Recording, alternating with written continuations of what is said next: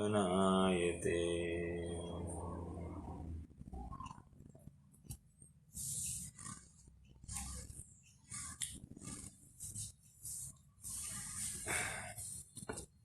यथार्थ स्वरूप समझे बिना उस स्वरूप की प्राप्ति के लिए किया गया प्रयास भी असफल ही होने वाला है।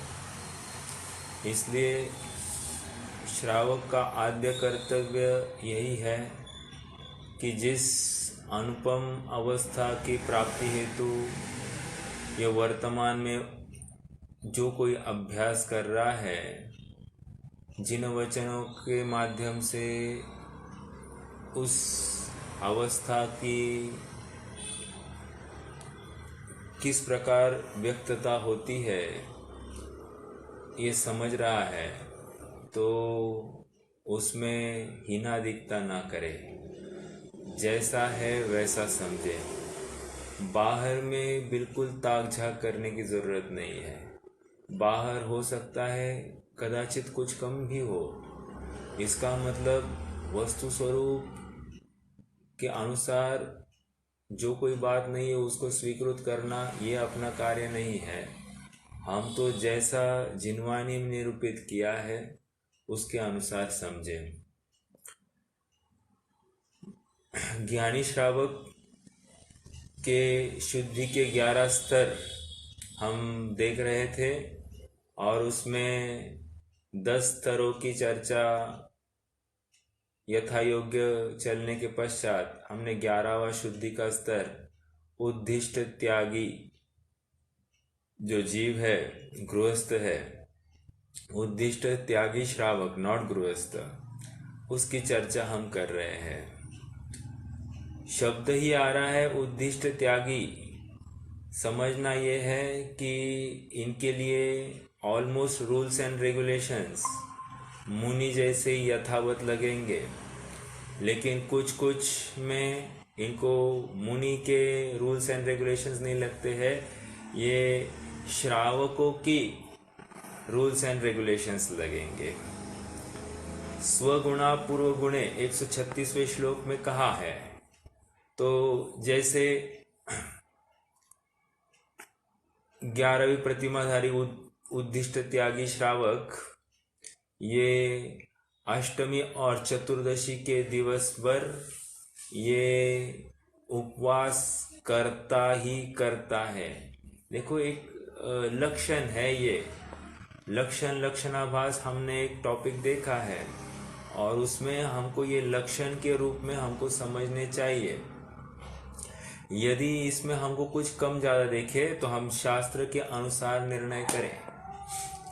तो अष्टमी और 14 के दिन हमको ये जो श्रावक है ये उपवास करता हुआ ही दिखाई देगा। एक दूसरी हमने देखा था कि वस्त्र कितने होंगे, तो वस्त्र ये एक ही वस्त्र अपने पास रखते हैं। ओके, यदि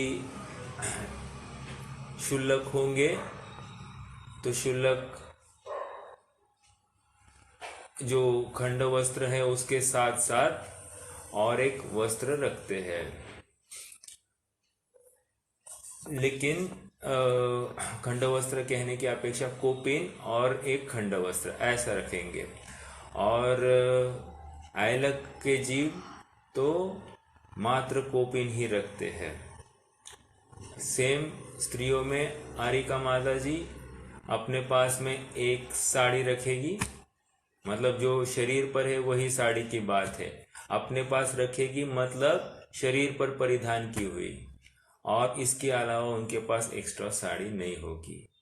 और शुल्लिका माता के पास में एक खंड वस्त्र के जैसा छोटा वस्त्र और साड़ी के अलावा और एक होता है। तो इतनी बात इनके पास होती है, इसके अलावा और कुछ नहीं।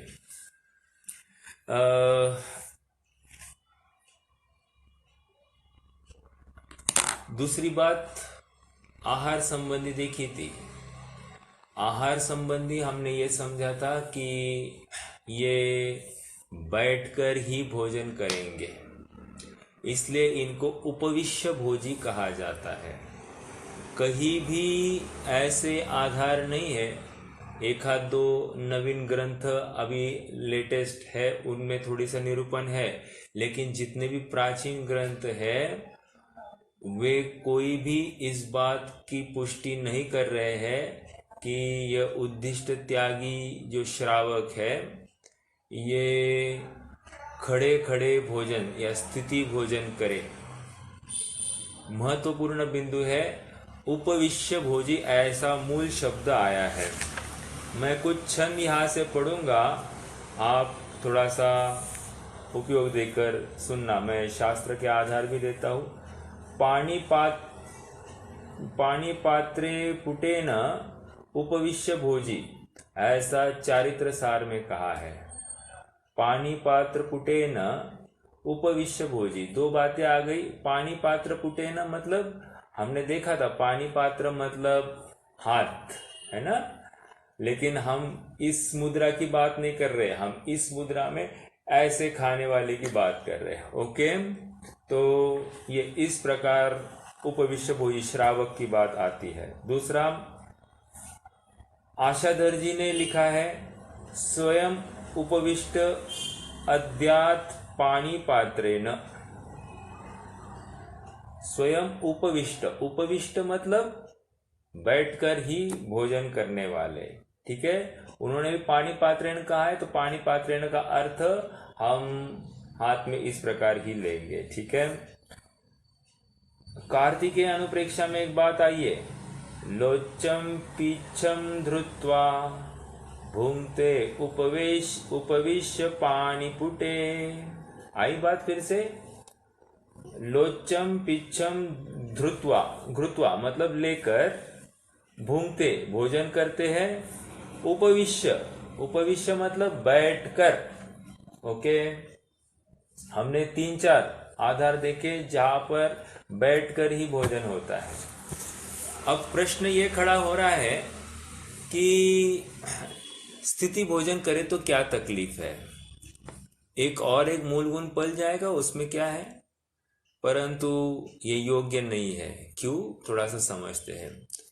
स्थिति भोजन, और पहले तो एक बात समझिए कि स्थिति भोजन और आजकल हमारा जो बुफे है दोनों में बहुत अंतर है। क्या अंतर है कि बुफे भी खड़े खड़े और वो भी खड़े खड़े, ऐसा होते हुए भी बुफे स्थिति नहीं है, अस्थिति है, बार बार घूमते रहता है। एक बात तो ये है। दूसरा, और स्थिति भोजन में तो यहां तक बात है कि जिस स्थान पर खड़ा है हिलना नहीं है, पैर यहां से वहां हिलेगा नहीं, ये इसलिए स्थिति भोजन कह रहे हैं। एक बात तो ये डिफरेंस आ गई। दूसरी बात ये समझना कि बुफे में क्या करता है, लाइन लगा के मुझे दो मुझे दो मुझे दो करता है। वहां पर स्थिति भोजन में ऐसी बात नहीं है, वो तो आदर भक्ति से परोसा जाता है, अर्थात वो निरंतर बिल्कुल ऊपर ताकर देखता भी नहीं है कि अब ये बाजू वाला दो, ऐसा इशारा भी नहीं करे। वो तो श्रावक स्वयं भक्ति पूर्वक वहां पर देता है, उसके अहोभाव उमड़ आए हैं कि वो परोसता है। और यहाँ पर ऐसा कोई भी प्रयोजन दिखाई नहीं देता है, इसलिए दोनों में अंतर है, ठीक है। प्रश्न ये खड़ा होता है कि फिर उनको अलाउ किया, हमको अलाउ क्यों नहीं किया? क्योंकि वो सिंह वृत्ति है। सिंह वृत्ति मतलब क्या, जब तक साधुओं का नियम है, जब तक जांघों में बल है तब तक ही आहार ग्रहण करेंगे। जिस दिन जांघों में बल खत्म हो जाएगा, स्वयं खड़े रहने की सामर्थ्य नहीं रहेगी, उस दिन वे भोजन नहीं करेंगे, अर्थात चारों आहार का त्याग हो जाता है। क्यों? क्योंकि ऐसा होता है, मतलब जांग ऐसा हो सकता है कदाचित कि उनको जंघा बल आचार्य दे सकते हैं और वन से गृहस्थ के घर तक कंधा देकर ले आ सकते हैं, लेकिन जब जो साधु है वो आहार ग्रहण करेंगे तो वे निराधार होकर ही, एक स्थिति में खड़े होकर ही वे आहार ग्रहण करेंगे। तो इतनी बात तो उनको करनी पड़ेगी। अगर उतना भी करने में समर्थ नहीं है तो समझना आयु का अंत आ गया है। दूसरा और एक है, कर पात्री क्यों नहीं है, ये भी एक समझिए। जब आयु अंत में आ जाती है तो यह ऐसा कर पात्र भी जुड़ता नहीं है, और इसीलिए फिर हो सकता है कि आयु 2-2 महीना 3-3 महीना भी आगे चले लेकिन हाथ नहीं जुड़ रहा है, तो तीव्र क्षुधा तृषा रोग से यह जीव आकुल व्याकुल हो सकता है और धर्म से विरुद्ध बढ़ सकता है, जिसको लेकर पतन का संभावनाएं ज्यादा होती है। इसलिए सिंह वृत्ति यह साधु अवस्था है, उसको हर एस्पेक्ट में कॉपी करना योग्य नहीं है। जब अपने परिणाम इतने उत्कृष्ट हो जाते तो सहज ही बाहर में वो अवस्था आ जाती है। इसलिए व्यग्र होकर जल्द से जल्द मुनि होने का कंपटीशन नहीं करना चाहिए। ठीक है, जो अपनी भूमिका के योग्य है उसमें निरतिचार पालन करे, लेकिन जो भूमिका से विरुद्ध है उसका हठाग्रह नहीं होना चाहिए। ठीक है, अगर इतना ही पुरुषार्थ है तो एक लंगोट उखाड़ कर फेंक दे और विचरण करे, इसमें कौन विरोध कर रहा है। तो जहां पर जितनी सामर्थ्य है उसके अनुसार प्रवृत्ति योग्य ही समझनी चाहिए।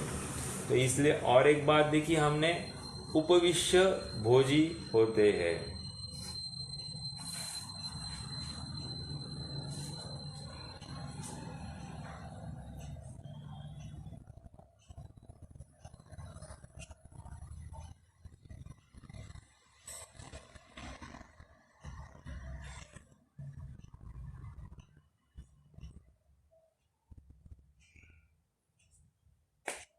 अब एक प्रश्न और है कि इनको प्रायश्चित कैसे दिया जाता है, या प्रायश्चित होता है कि नहीं होता है। तो ये इतना समझना कि इनके तीव्र प्रायश्चित नहीं होते हैं। आतपन आदि ऐसे योग आदि ये करते नहीं है और प्रायश्चित भी तीव्र नहीं होते हैं। ठीक है, क्योंकि इतना पुरुषार्थ नहीं होता है। मैं थोड़ा सा पढ़ के दिखाता हूं।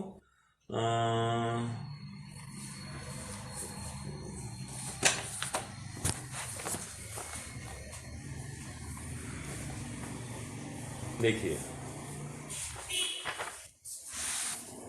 ये संयम प्रकाश ग्रंथ है, पृष्ठ क्रमांक 263 पर मैं हूं। आरिकादि स्त्रियों के साथ वार्तालाप आदि करने वाले साधु को जो छेदादि 4 प्रायश्चित लगते हैं उनका स्वरूप निम्न प्रकार है।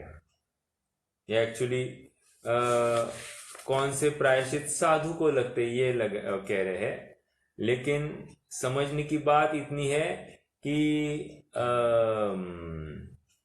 इनको ऐसा होता नहीं है। जैसे छेद, मूल छेद में क्या होता है, दीक्षा छेद हो जाती है। मूल में क्या हो जाता है कि उसकी लाइफ मतलब दीक्षा की काल जो होता है वो कम किया जाता है।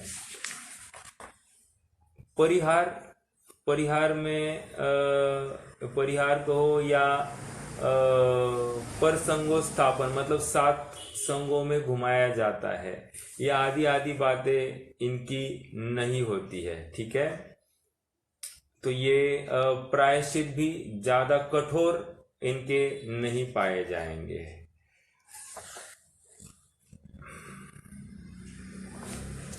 और एक बिंदु विचारणीय है, ये इनके केशलोज जो है, ये केशलोज भी हमने देखा है कि ये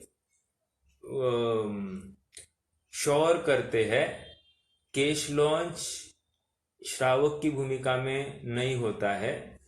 तो हाँ, वो भी उद्दिष्ट नहीं होगा। मान लीजिए आप देखो, केश लॉज के लिए कोई पूछे ही नहीं, और यहाँ पर इनको ऐसा भासित हुआ होगा कि इसके आधार से जीव उत्पत्ति विशेष है और 4 माह के ऊपर भी बढ़ गए हैं, तो फिर उन्होंने खुद ने किया होगा प्रसंगवशात, तो अलग बात है। लेकिन यहाँ पर श्रावक ऑफर करता है। अब देखिए ना कितनी बात ये है। उस समय में कोई नाई आदि होना चाहिए, या ऐसी कोई व्यवस्था होनी चाहिए कि आहार के लिए आए होंगे और उनको ऐसा ऑफर किया होगा, तो विचारणीय बिंदु है। लेकिन कहने की बात इतनी है कि ये क्षौर या हजामत करते हैं, ये केश लॉन्च नहीं करते हैं। ठीक है, श्रावक इनको ये भी बात ऑफर करता है। ऑलराइट, और क्या क्या ऑफर करता है? आहार निरंतराय और 46 दोष और 32 अंतराय को टालकर ही वो आहार होता है, जैसा मुनिराज का यथावत इनका भी होगा, और मात्र बैठकर होगा। ये बात इतनी है। ठीक है, और हाँ, एक मिनट।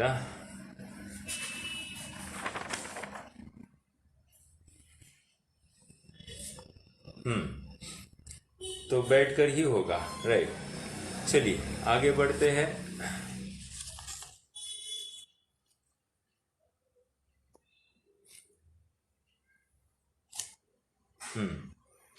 और एक बिंदु है। बिंदु ये है कि देखो, वो स्थिति भोजन का और एक आधार है पद्मनंदी पंचविंशतिका में पहले अध्याय की 43वां श्लोक। ठीक है, वहाँ पर भी यावन में स्थिति भोजने स्त्री दृढ़ता पानोश्च संयोजने भुंजे तावदहं रहाम्यहं तविद्या। ये मेरे पास पूरा लिखा हुआ नहीं है, लेकिन इस तर्ज पर है कहने की वहाँ पर भी आधार यही है कि यह जीव स्थिति भोजन करता है। ओके, और पात्र में ही भोजन करता है, ये भी बात उसमें आई है।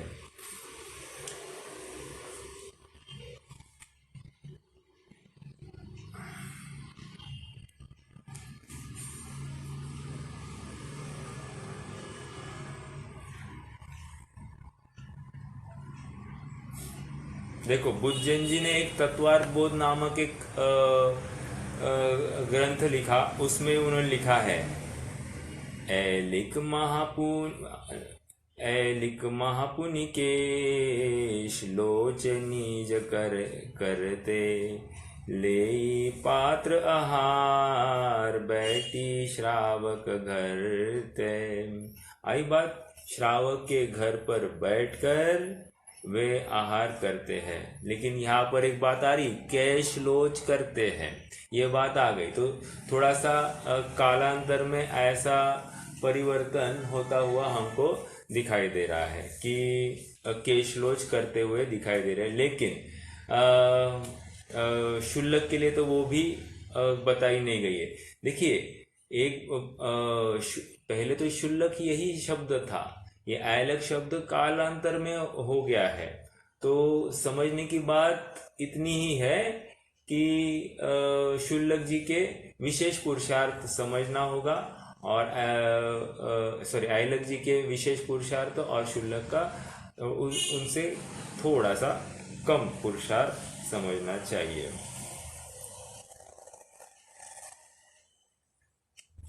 हाँ, इनका दीक्षा कैसे होती है, थोड़ा सा इसका विचार करते हैं। दीक्षा,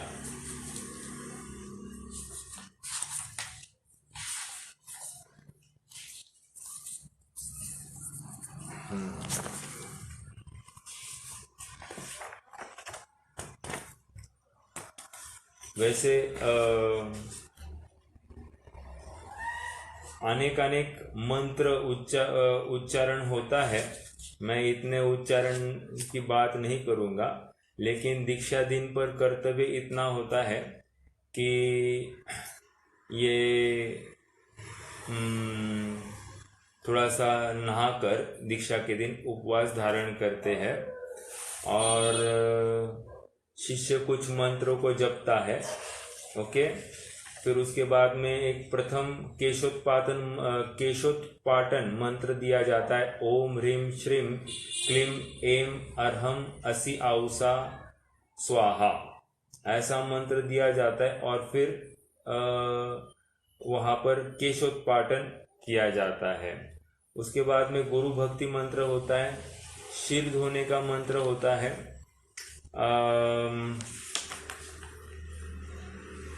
16 संस्कार विधि होती है।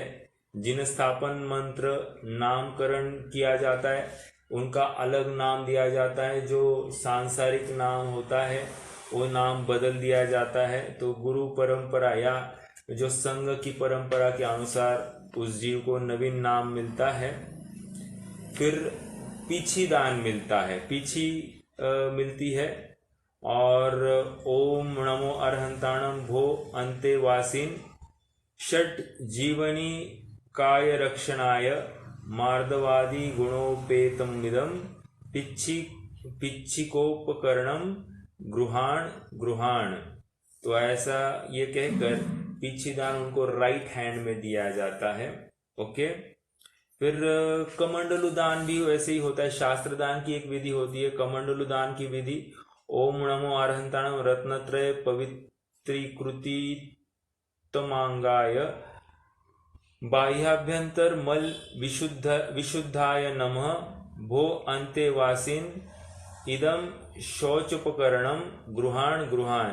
इस रीति से बोलकर उनको कमंडलु लेफ्ट हैंड में प्रदान किया जाता है। अब यहाँ पर एक प्रश्न है, हाँ, ये और एक बात है, जो दीक्षित जीव है आचार्य देव उसकी पूरी बायोग्राफी देखते होंगे। ये बिल्कुल तहकीकात उनकी तरफ से की जाती है। जैसे यह जीव अच्छे कुल वाला है, एक ये इसने कोई कर्जा ज़्यादा कर नहीं रखा है, 2, तीसरा ये इसके आश्रित कितने लोग हैं, ये उनकी जीविका क्या सोर्स है।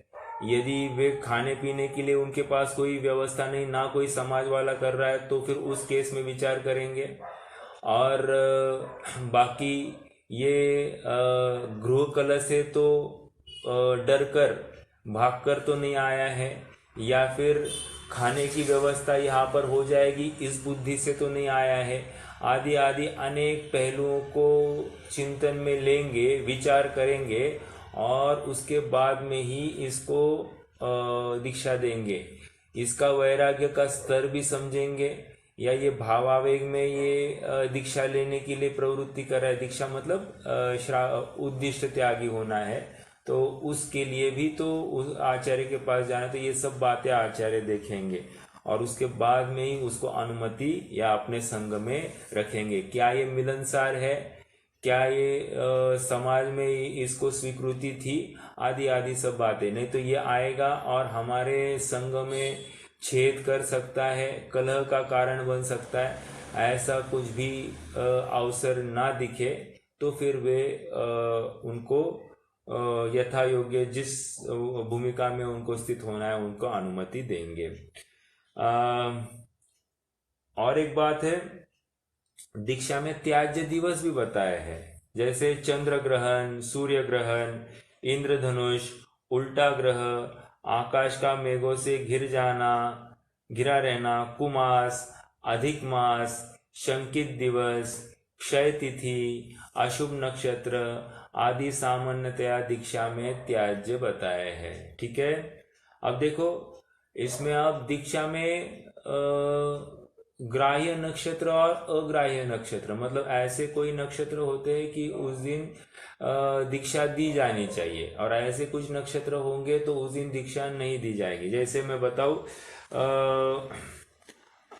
यहाँ पर देखिए आरिका दीक्षा की मुख्यता से बात, तो आरिका दीक्षा में ग्राह्य नक्षत्र अश्विनी, पूर्वा, फाल्गुनी, हस्त, स्वती, स्वाति है, अनुराधा, मूल, उत्तराषाढ़ा, श्रवण, शतभिषा, उत्तरा भाद्रपद, ये ग्राह्य नक्षत्र है। मतलब इन नक्षत्रों में इनको दीक्षा दी जा सकती है।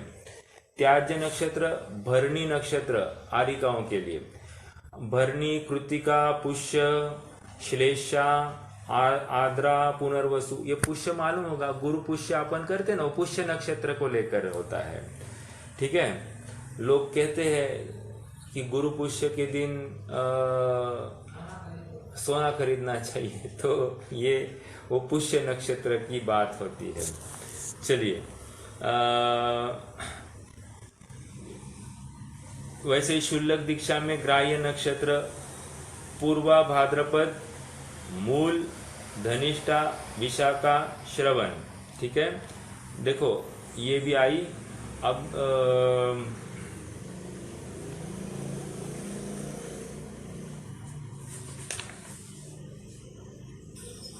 भैया, हाँ बोलिए ना। ये आचार्य महाराज ही दीक्षा दे सकते हैं या कुछ ऐसे भी उदाहरण है ना कि स्वयं भी दीक्षित हो जाते हैं प्रतिमा के साथ? हाँ, यहाँ पर देखो, पहली बात तो यह जीव एकल विहारी थोड़ी होने वाला है, तो लॉजिकल ये बात लगती है कि आचार्य के पास जाकर ही ये दीक्षा ग्रहण करे। ओके, उद्दिष्ट त्याग की तो एटलीस्ट बात है। देखो, दूसरे केस में अपन निचली भूमिका में जैसे प्रतिमाएं है, पहली से लेकर ब्रह्मचारी प्रतिमा तक, शायद ये भगवान को साक्षी मानकर कर भी ले। ओके, लेकिन उद्दिष्ट त्यागी जब होने वाला है तो ये मुनि संघ में ही रहेगा, तो मुनि संघ में रहेगा तो फिर उनसे आज्ञा मांगकर उनके आश्रय में रहने में क्या विरोध है, तो इनको उनके पास जाकर ही रहना। ठीक है, तो उस केस में ये लॉजिकल नहीं दिखती है कि वे स्वयं प्रतिमा के सामने ग्रहण करें। ओके,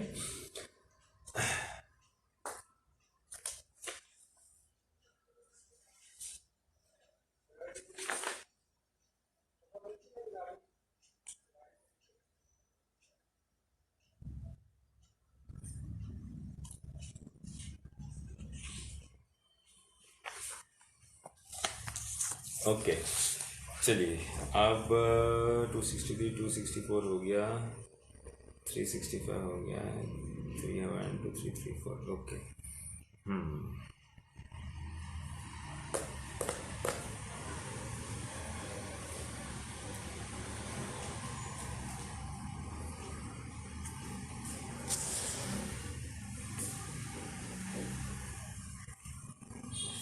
देखो दौलत राम जी कासलीवाल ने भी एक छंद लिखा है, शुल्क जिमे पात्र मंझार, ऐली करे कर पात्र आहार, मुनिवर उभाले आहार, ऐली आरी का बैठा सार। तो यहाँ पर भी उन्होंने कहा शुल्क जिमे पात्र मंझार, शुल्क तो पात्र में भोजन करते हैं, ऐली करे कर पात्र आहार, मतलब वे कर पात्र आहार मतलब ये हाथ को पात्र करेंगे और कर से ऐसे लेंगे। ठीक है, ये इतना ये है। बट इस केस में देखो 7 घर जा नहीं पाएगा, एक ही घर में फिर वो आहार होगा, ये भी एक समझना। शुल्क के पास में तो पात्र है तो 7 घर में इकट्ठा कर सकते हैं, लेकिन ये नहीं करेंगे। ओके,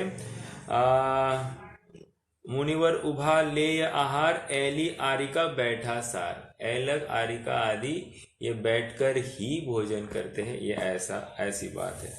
देखो, एक भूधरदास जी ने एक छंद लिखा। ठीक है, एक हाथ में ग्रास धरी, एक हाथ सो ले, श्रावक के घर आए के ऐलग अशन करे।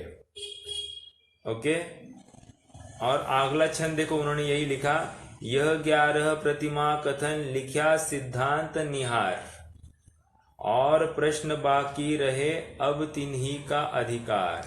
कहने की बात वो कह रहे हैं कि मैंने ये जितनी भी 11 प्रतिमा का स्वरूप लिखा, ये सिद्धांत ग्रंथ को सामने रख कर लिखा है।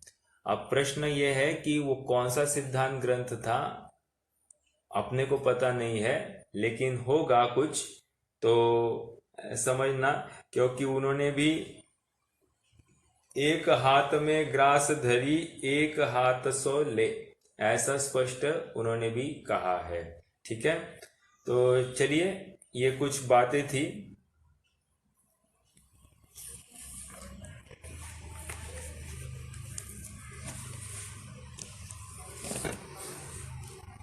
हाँ,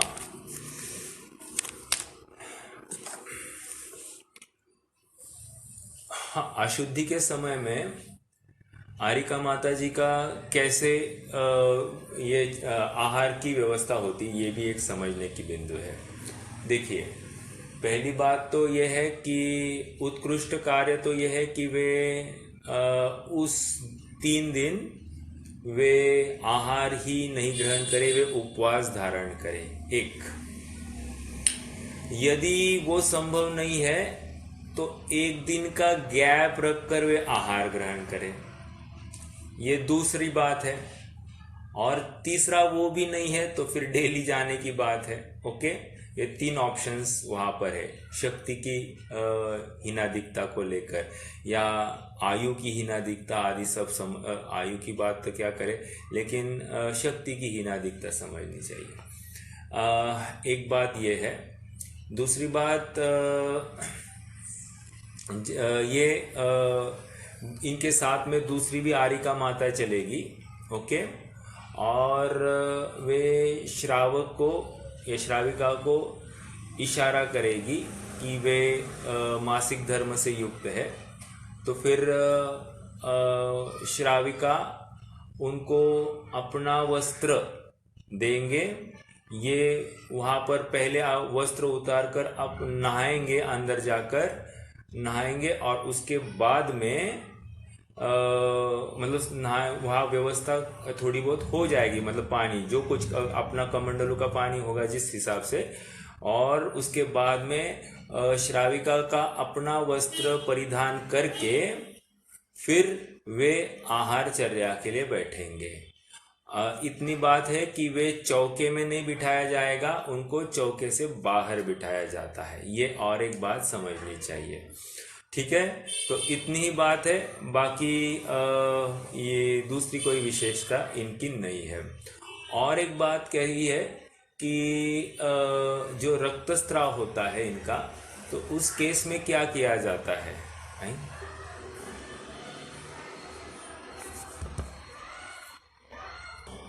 एक बिंदु और कहना था, ये रत्नकण श्रावकाचार पेज नंबर 181 एंड 182 के कुछ बिंदु अब मुझे पढ़ने हैं, तो वो भी मैं पढ़ूंगा, उसका प्रयोजन भी अपन समझेंगे। श्रावकाचार वहां पर देखिए, नीचे है 181 पर नीचे, उत्तम पात्र की दुर्लभता। इस पंचम काल में वीतरागी भावलिंगी साधु कोई विरला ही देशांतर में रहता है। पॉइंट नंबर 1, उसकी प्राप्ति होती नहीं।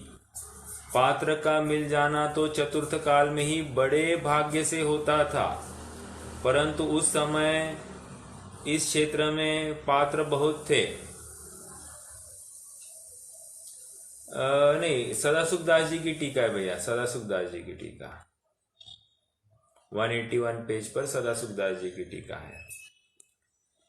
अब इस दुखम काल में यथावत धर्म के धारक उत्तम पात्र कहीं देखने में नहीं आते। उत्तम पात्र मतलब मुनि अवस्था। धर्म रहित अज्ञानी लोभी बहुत विचरते हैं, वे अपात्र है। इस काल में धर्म प्राप्त करने वाले गृहस्थ, what is the meaning of धर्म प्राप्त करने वाले गृहस्थ? अर्थात श्रावक श्राविका, ये उत्कृष्ट उद्दिष्ट त्यागी पद वाले, जिन धर्म के श्रद्धानी भी कोई कहीं कहीं मिलते हैं। ओके, हाँ, बस वितराग धर्म को सुनकर कुधर्म की आराधना दूर से ही छोड़कर नित्य ही अहिंसा धर्म के धरने वाले, जिन वचनामृत के पान करने वाले, शीलवान, संतोषी, तपस्वी है, वे ही पात्र है। अन्य भेषधारी तो बहुत विचर रहे हैं। आगे पेज नंबर 182 पर सेकेंड पैराग्राफ। यहां ऐसे विशेष जानना, हाँ, यह ऐसे विशेष जानना। प्रथम तो इस कलिकाल में भावलिंगी मुनीश्वर तथा आरिका व शुल्लक का समागम है ही नहीं।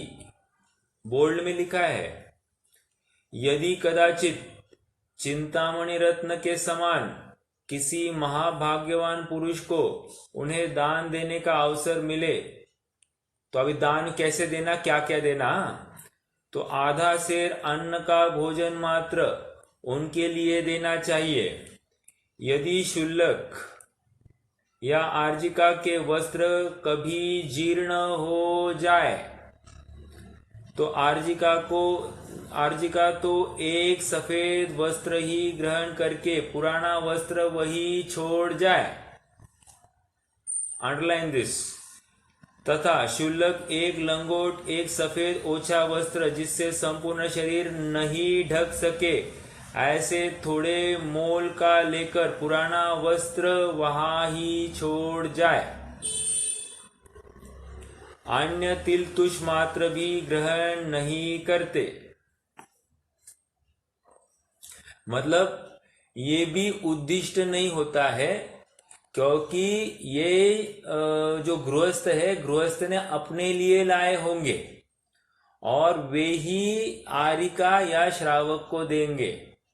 उनके निमित्त से तो लाया हुआ नहीं होना चाहिए। और इम्पोर्टेंट बात तो पहले धुले हुए होने चाहिए, मतलब यूज में लिए हुए होने चाहिए।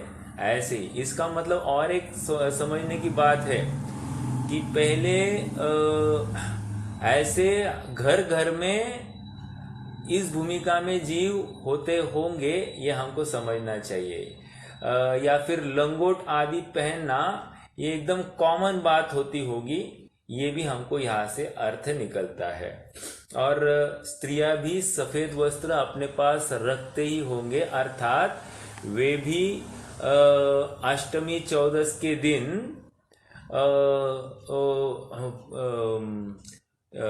प्रोषद आदि व्रत अंगीकार करते होंगे, तो वे साड़ियां भी सफेद ही पहनती होगी। ये इससे हमको पता चलता है। समझ में आ रहा है?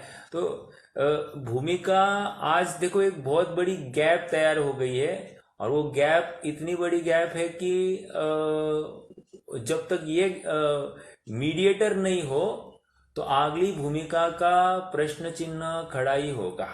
समझ में आया? तो ये बहुत विचारणीय बिंदु है। एक यहाँ पर सदाशिव दास जी की अपेक्षा अपन ने ये भी समझ लिया।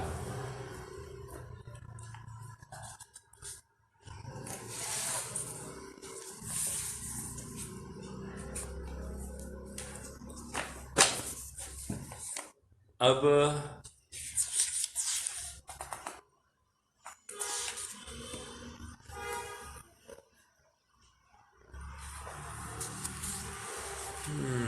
कहाँ गया?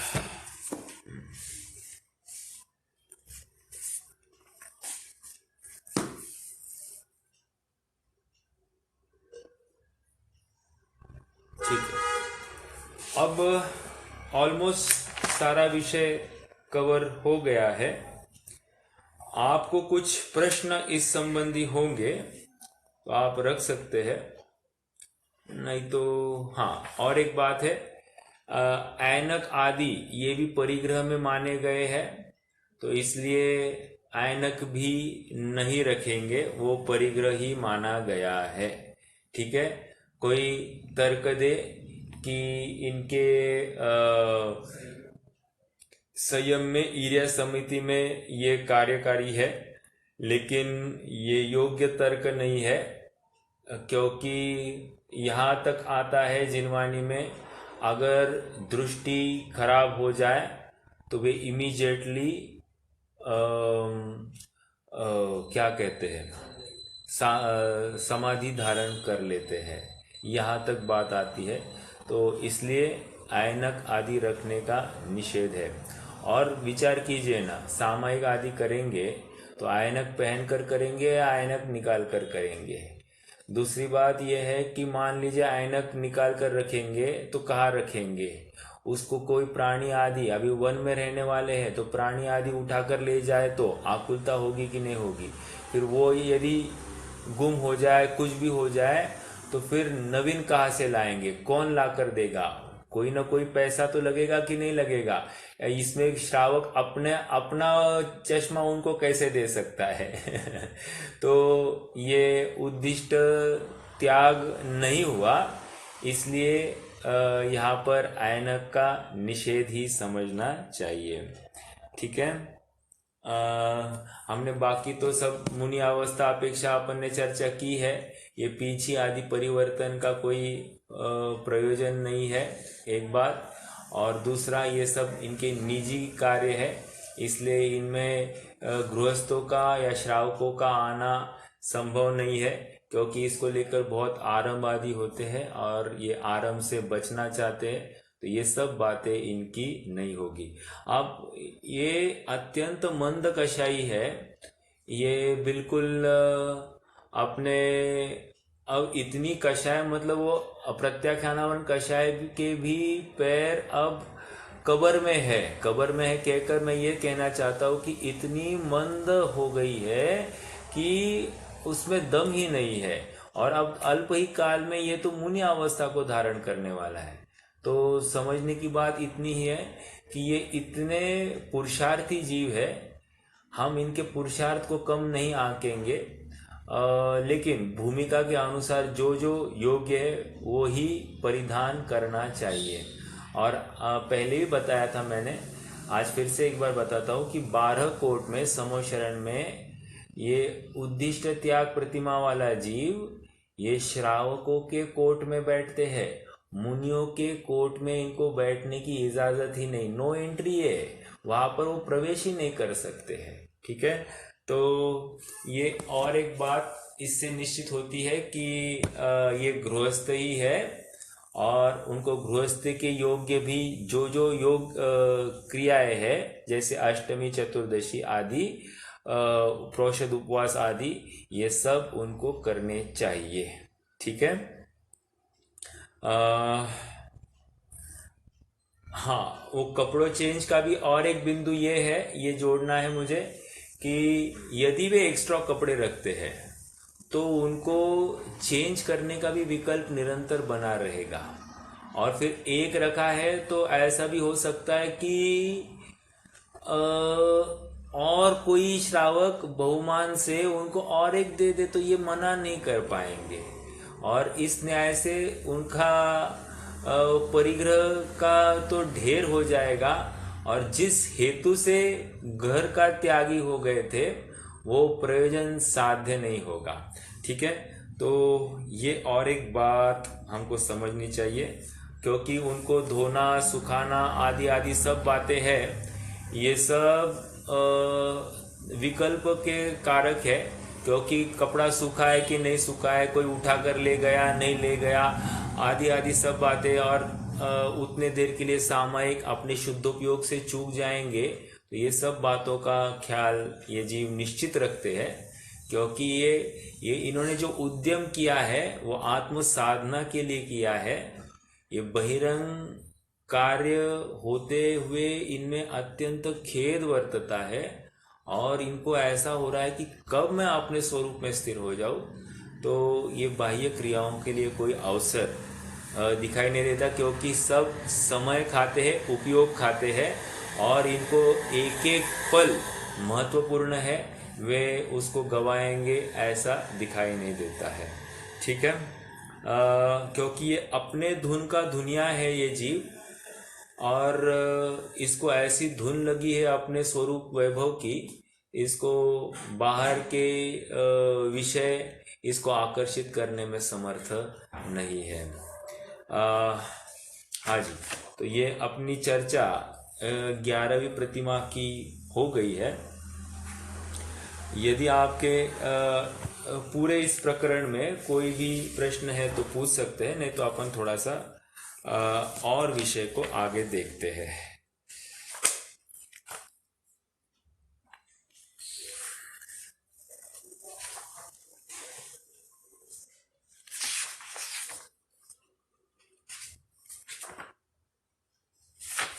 देखिए, श्लोक नंबर 136 एक बार हम फिर से पढ़े। क्योंकि श्रावक के ही सारे नियम यहाँ पर लगेंगे इसको ये कहने के लिए। श्रावक पदानि देवेरेकादश देशितानि येषु खलु स्वगुणा पूर्वगुणे संतिष्ठन्ते क्रम विवृद्धा। स्वगुणा पूर्वगुणे संतिष्ठन्ते, ये इंपॉर्टेंट शब्द है। स्वगुणा मतलब वर्तमान भूमिका के गुण, पूर्व गुणे पहले में जो आचरण कर आए, जिन गुणों को ग्रहण किया था वे गुण, सह साथ साथ संतिष्ठन्ते, और दोनों तिष्ठते हैं, ऐसा इनको कहना है। ठीक है।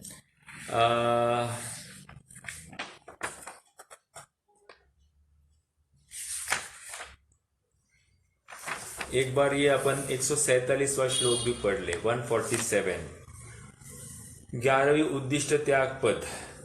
गृहतो मुनिवनमित्वा गुरूपकंठे व्रतानि परिगृह्य भैक्षाशनस्तपस्यान् उत्कृष्टश्चेलखंडधर।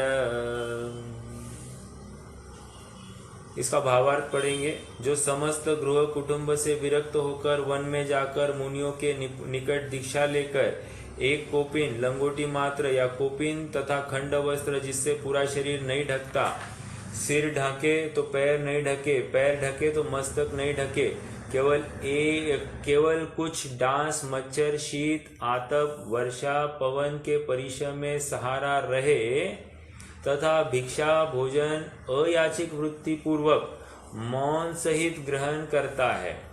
अपने लिए बनाया गया भोजन ग्रहण नहीं करता। Underline this. अपने लिए बनाया गया भोजन ग्रहण नहीं करता। निमंत्रण करने पर, बुलाने पर नहीं जाता।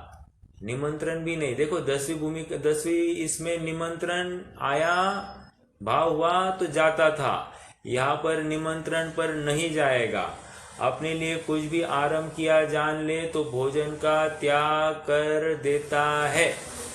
ओके, यह अंतर है, मौलिक अंतर 10वीं और 11वीं प्रतिमा में। वन में या ग्राम के बाहर वस्तिका में रहता है। उपसर्ग परिचय आ जाने पर निर्भय होकर सहता है। कायरता या दीनता नहीं दिखाता है। ध्यान स्वाध्याय में सदाकाल लीन रहता है।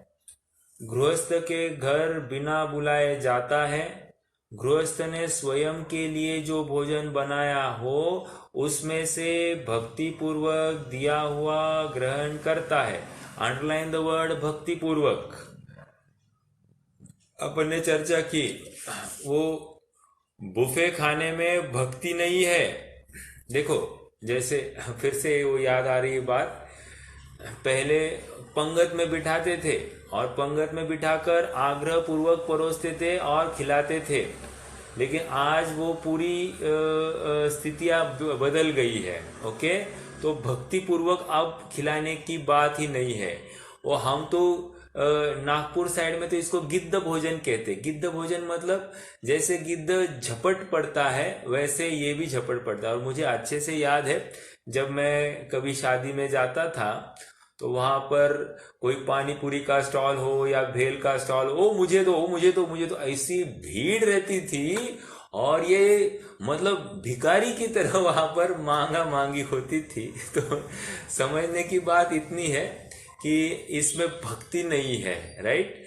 तो ये विशेष गृहस्थ ने स्वयं के लिए जो भोजन बनाया है उसमें से भक्ति पूर्वक दिया हुआ ग्रहण करता है। रस सहित हो या रस रहित हो, कड़वा, खारा, मीठा जो गृहस्थ दे वह समभावों से आहार ग्रहण करता है। दिन में एक बार आहार पान ग्रहण करता है। अंतराय हो जाए तो उपवास करता है, अनशनादि तप में शक्ति अनुसार उद्यमी रहता है। ऐसा उद्दिष्ट आहार त्याग नाम का 11वां उत्कृष्ट श्रावक का स्थान। इस प्रकार श्रावक धर्म के 11 पद कहे हैं, उनको अपनी शक्ति प्रमाण अंगीकार करना चाहिए। मेरा एक प्रश्न है आपके लिए। प्रश्न ये है कि ये प्रोषद उपवास करेगा तो प्रोषद उपवास का काल कितना होगा? क्या ये जघन्य करेगा, मध्यम करेगा या उत्कृष्ट करेगा? उत्कृष्ट ही होगा भैया। हाँ, उत्कृष्ट ही होगा। There is no other alternative. मतलब जघन्य मध्यम की बात ही नहीं है। अब इसको कोई दूसरा काम धंधा नहीं है और इसकी पुरुषार्थ बढ़ गया है, इसलिए ये इस भूमिका में आया है। अगर पुरुषार्थ इतना बड़ा नहीं दिखाई देता तो वो भूमिका में जाएगा ही नहीं। समझ में आया? जैसे स्कूल में होता है ना, बच्चा यदि पात्र ही नहीं है आगे जाने के लिए तो उसको अगली कक्षा में नहीं भेजा जाता है, उसको उसी कक्षा में फिर से रिपीट कराया जाता है। तो ऐसे ही यहाँ पर है। यहाँ पर यदि वो ऊपर की भूमिका धारण करने में समर्थ नहीं है, घबराता है, पुरुषार्थ में कमी है, तो वो ऊपर की भूमिका ग्रहण नहीं करता है। ठीक है? हाँ, ये अभी प्रभाचंद्र स्वामी का जो प्रभाचंद्र आचार्य का जो रत्न गणेश श्रावकाचार्य, उसकी भी टीका पढ़ लेते। थोड़ा सा कुछ होगा तो वहां पर भी देख लेते हैं ना।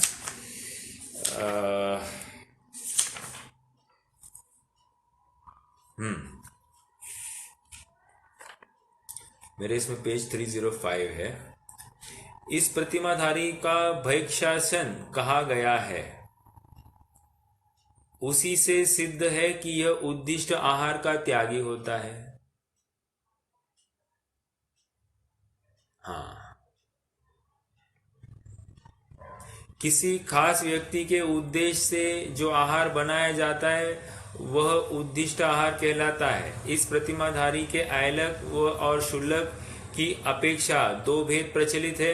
आयलक लिंग का पर्दा अर्थात सिर्फ लिंग ओट, लिंग का पर्दा, लंगोट, लिंग ओट, लंगोट, ओके, का पर्दा अर्थात लंगोट धारण करते हैं और शुल्लक लंगोट के सिवाय एक खंड वस्त्र भी रखते हैं। खंड वस्त्र का अर्थ इतना छोटा वस्त्र लिया जाता है कि जिससे सिर ढकने पर पैर न ढक सके और पैर ढकने पर सिर न ढक सके। इसमें तकलीफ क्या है? पूरा ढक जाए तो वस्त्र तो वस्त्र है। वो नींद, गाढ़ी निद्रा नहीं होनी चाहिए, एक बात, और शरीर के प्रति का आसक्ति का परिचायक होगा। ओके, तो इसलिए वो नहीं चलेगी। खंड हो गया ये। हाँ, मार्जन के लिए शुल्लक मयूर पीछी से निर्मित पीछी या वस्त्र के एक खंड को रखते हैं। आई बात यहाँ पर, शुल्लक वस्त्र को एक खंड को रखते, आयलक पीछी को रखते हैं। शुल्लक केश लोच भी कर सकते हैं, कैंची छुरा से भी क्षौर कर्म कराते हैं, परंतु आयलक केश लोच ही करते हैं। ये इसमें थोड़ा सा डिफरेंस आ रहा है। शुल्लक पात्र में से भोजन करते हैं परंतु आयलक हाथ में ही भोजन करते हैं। ये एक नवीन बात। शुल्लक और आयलक दोनों ही बैठकर भोजन करते हैं, ये तो यथावत है। दोनों ही पैदल विहार करते हैं।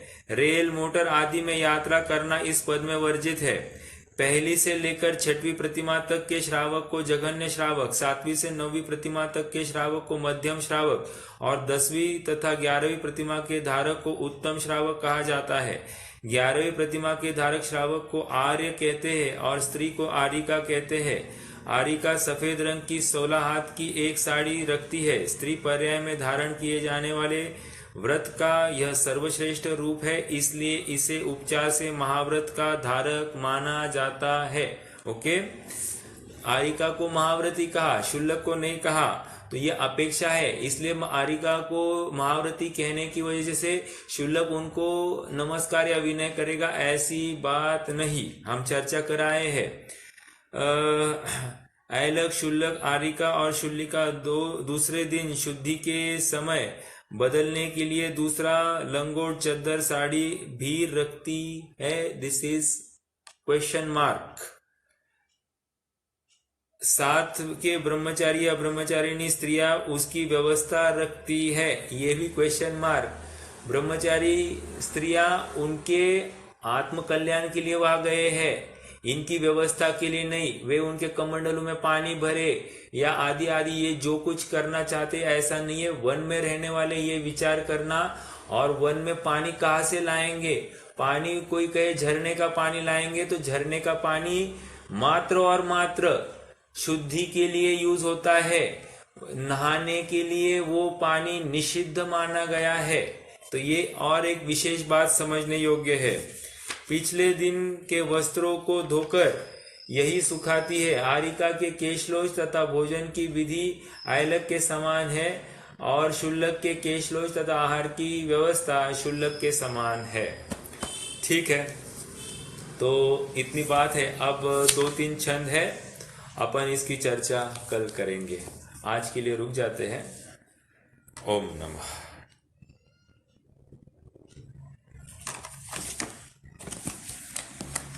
देखो, इसमें पूरी बात इतनी है कि यदि यह भूमिका हम वन विचरू मानेंगे तो हमारे सामने सब व्यवस्थाओं का प्रश्न चिन्ह होगा। जब व्यवस्थाएं नहीं होगी तो वो कैसे कार्य होंगे? इसलिए वन विचरू मानते तो सारे समाधान सॉल्व हो जाते हैं। यदि अपने ग्राम में विचरण करने वाले होंगे तो फिर बाकी सब व्यवस्थाएं हो सकती है। फिर घर में और इनके व्यवस्था में कुछ भी अंतर नहीं है। ठीक है, चलिए, तो ये स्वयं हमारे लिए एक विचारणीय बिंदु है। हम सब विचार मंथन करें और जिनागम सम्मत एक यथार्थ निर्णय की ओर पहुंचे, यही मंगल भावना के साथ रुकते हैं। ठीक है, प्रश्न कोई होगा तो कर सकते हैं, नहीं तो जिनवाणी स्तुति करेंगे।